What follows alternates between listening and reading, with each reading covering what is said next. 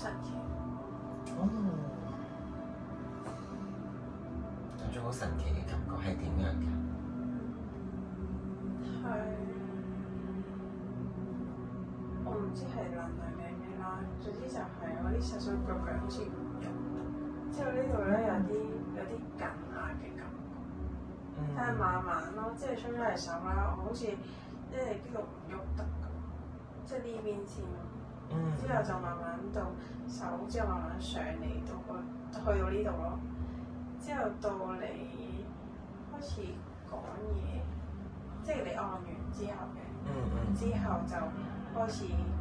好似我唔知鼻定係咩嘅感覺，但係一定唔係鼻嗰啲吉，鼻咪有啲吉咁樣嘅木嗰啲嘅，係好似緊住咗，即係凝固咗，當隻手凝固咗啦，即係隻腳嘅膝頭哥個位又係凝固咗啦，之後凝固到嚟呢度啦，之後到你最尾個 part 就係咯嘅時候就慢慢消失。咁呢係好嘅反應嚟嘅。第一你留意多咗自己嘅身體，感受到原來有個微妙嘅變化，嗰刻已經係一個能量嘅流動嚟。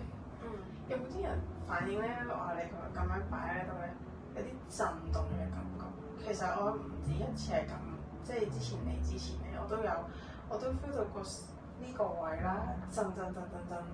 即係我初初以為係嗰個條鏈啦，但係正常嚟講條鏈唔會震嘅嘛，即係我係個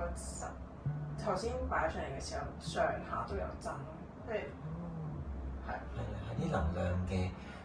流動嘅頻率啊！你今日嘅流動係好好嘅。頭先過程當中，Hugo 有用即係靈擺去測試你每個脈輪，佢哋都係轉得好好，喺度每個地方都喺度旋轉緊佢嘅能量流動緊。就係因為流動緊嘅時候咧，你可能你本身自己都係一個容易感受到能量嘅狀態，咁你就會感覺到嗰股嘅震盪，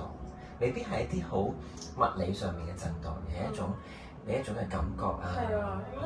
該係感覺咯，就唔係真係震到出嚟